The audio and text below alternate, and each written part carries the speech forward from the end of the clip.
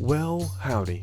Have you ever thought, what if I was the leader of an army, like a general? Like, have you ever seen a giant battle in a movie and thought, man, what if I was the leader there? What would I have done? Of course you have. It's sick. It's awesome. It's cool to think about. I think Magic the Gathering is the best simulation I've found for that. I love board games. I love board games a ton. And Magic the Gathering has been the best way to be able to live that scenario. And if you're some child on the internet and wants to tell me, well, Magic the Gathering, it's not a board game, it's a card game. It's semantics, and you're probably right. But anyway, let's move on. So if you're new to Magic, never played it before, barely heard of it, or just have heard all of your nerd friends talk about it, here's just a little rundown of how it works. And I have my little list here so we can go over it in less than 20 seconds. Okay, here's a lickety split. You and your opponent or opponents have your own deck of cards. You draw some. You have two kinds of cards in your hand: mana or land cards that use mana. Every round you put down mana if you want. As it stacks up, you can spend some of that mana each turn to play other cards. These other cards are creatures, spells, and artifacts that allow you to attack and block hits from your opponent. I have no idea how long that was. We'll see in post if I hit my goal of 20 seconds. That's pretty much as simple as it can get. Of course, there's a lot more. It's a game. There's a lot more rules. There's a lot more things going on. But we're not here to talk about all the boring stuff. We're here to talk about why Magic the Gathering is just an awesome time.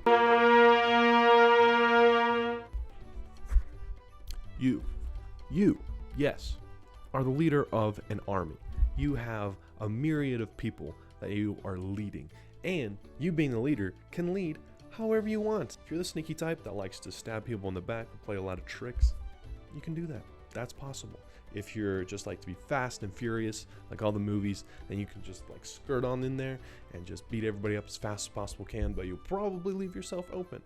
Do you just like thousands of soldiers, even if they're all weak, just thousands of soldiers at your command?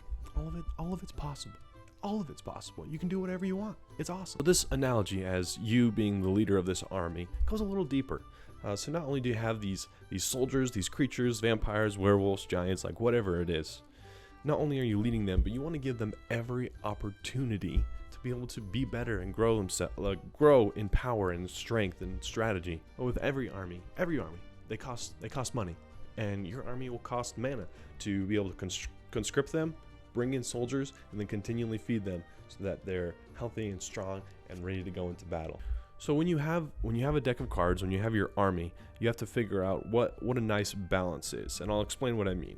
So a deck that I'm building right now is entirely made of giants. They're all very expensive to recruit and very expensive to feed. So they have a high mana cost. And so I have to build the rest of my deck, all my artifacts and sorceries and stuff like that, around bringing in mana, around bringing in more than is usual so that I can afford all of this. And so that's kind of how building a deck works, is you figure out what your soldiers need and you build everything else around that. Isn't that just so cool? I love that. I think that's sick. Another example is if you're one of those leaders I will stop at nothing to defeat my enemy, even if it means it costs my own life, even if it costs my soldiers' lives. You're probably going to want cards that bring your soldiers back from the dead or are able to heal you back up. Things that are able to counterbalance your more destructive nature. And that leads us to the second thing on the list. There's not a lot. I didn't write a lot here on this one, but essentially what I'm talking about is it is a power struggle. So as powerful as you make your army, your friends that you're playing against have made their armies probably just as powerful. Especially when you're just starting out and you're probably playing with pre-made decks, then everyone's around the same. So you really have to figure out how to strategize around someone who's just as powerful as you are, because you can't just like go in and bash everybody. You got to figure out what they're thinking, how they're thinking, what are they going to do? Are they going to attack the guy that has more life, or are they going to attack you because you're almost dead? You got to figure out what to do in situations like that. And it becomes a real power struggle, pushing balance. It makes for interesting gameplay, and that actually leads into the next one. We'll just cut to the next one. This is a social event, and quite frankly, a pretty cheap hobby. And I know a lot of people out there are like, Magic's not a cheap hobby, it's actually really expensive. No, it's not. Shut up. That was rude. I apologize. This is the last thing. This is the last thing, and I'll be done. It's fun to just sit down with friends and play a game or two. And if you're playing with a few friends, sometimes there's time between turns, so it's fun to just chat, have a drink of something, have some snacks, listen to something, just like be there with your friends, hanging out, but you're also playing a game, and you can take it really seriously. Sure. You can take it really seriously, but I think the most fun way to play is if everyone's just there to see cool stuff happen. Of course, you're trying to defeat each other, but man, when I do something cool, it's so satisfying. But I know for a fact that in the next round or two, or almost immediately, someone's going to do something just as cool to counteract it. But it's just sick to see awesome stuff happen, and it's just a good time to be with your friends. And back to the cheap hobby thing. Of all the hobbies I've had, like I've been into photography. I have this camera, and if you want a cheap lens, it's gonna be like $600. That's bad. Magic, if you're getting started, a pre-made deck is around $40. You got your play mats, which are around $20. You got your dice, which are around $12. You got your sleeves; those are also around $12. Yeah, of course you can put a lot of money into it, like any hobby, but just for like a casual hobby, it's not bad. It's really cheap. Just last note, sorry, I know I said this thing.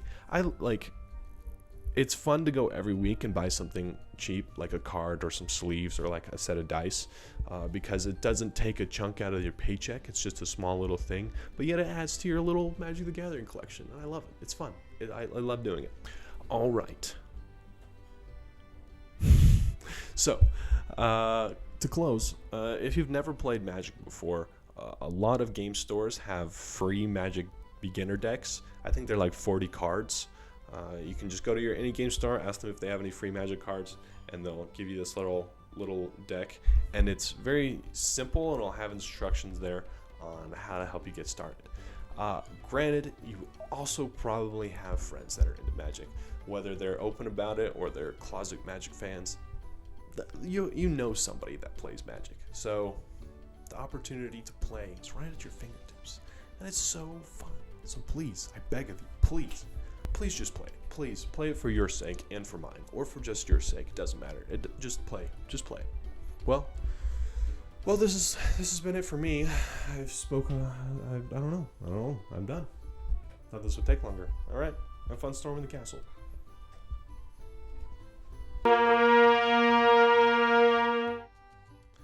That leads us to the second thing that makes this game so fun. So fun. I'm gonna watch this later and cringe a little bit.